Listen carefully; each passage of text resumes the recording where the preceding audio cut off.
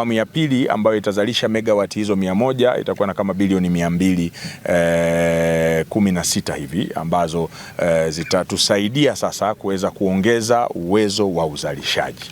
Mmemsikia mwenyekiti akizungumzia swala la energy mix katika taifa letu, na mnaona mabadiliko ya tabia nchi duniani ambavyo yanaendelea. Hatuwezi kutegemea chanzo cha aina moja ya katika uzalishaji wa umeme.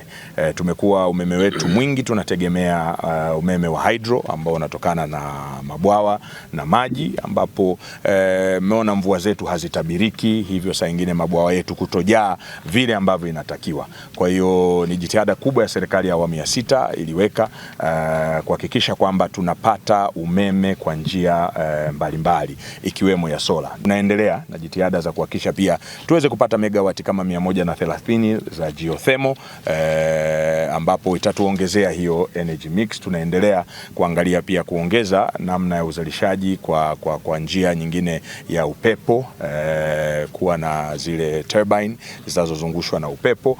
Hii yote ni kuhakikisha kwamba Mtanzania anapata umeme wa uhakika, na mpaka ifikapo 2030 tuweze kuwa tunazalisha jumla ya megawati 8,000. Kwa sisi kama kamati tunashukuru kwamba zile fedha ambazo ziliidhinishwa takribani bilioni 118 ambazo zimetumika hapa kwa mwaka wa fedha 25-26, sisi tunaona zimetumika ipasavyo, kwa sababu mradi huu umeshaingiza kwenye grid ya taifa hizo megawati ambazo zinazalishwa.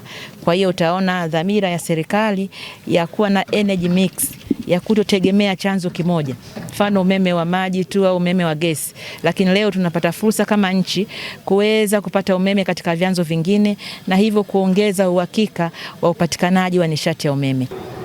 Ule mradi wetu wa kuzalisha umeme kwa kupitia jua wa Kishapu megawati 50 awamu ya kwanza, tuko kwenye hatua za mwisho kabisa, lakini kikubwa kwa sababu watu wanataka umeme wa Watanzania kutoka kwenye mradi wa umeme jua umeshaanza kuzalishwa na umeingizwa kwenye grid.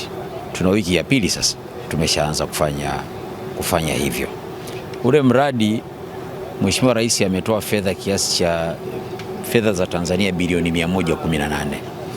Tunatekeleza ule mradi na wadau mfuko wa EFD kutoka Ufaransa, jitihada za Mheshimiwa Rais za kukuza diplomasia ya uchumi, bilioni 118.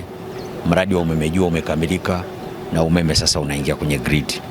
Pale muda si mrefu tunaanza kutekeleza mradi mwingine wa umeme jua megawati 100, shilingi bilioni 204. Serikali ya awamu ya 6 imewekeza kwa kushirikiana na wadau wa maendeleo AFD kutoka Ufaransa. Kwa wilaya ya Kishapu umeme huu utatusaidia sana, kwani utaongeza uzalishaji.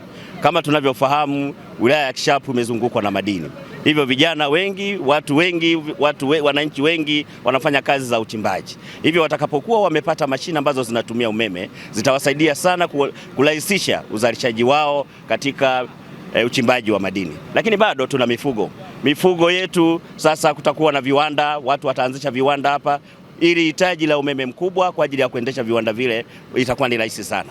Pamoja na hayo, bado tuna jineri za pamba ambazo na zenyewe bado zinahitaji umeme. Hivyo umeme upatikanaji wake utasaidia sana wananchi kwa ujumla, watafanya shughuli zao kwa uzalishaji huu wa umeme mkubwa ambao utakuwa umeongeza kwa wilaya ya Kishapu, kuhakikisha kwamba uchumi unapanda wa mtu mmoja na taifa kwa ujumla.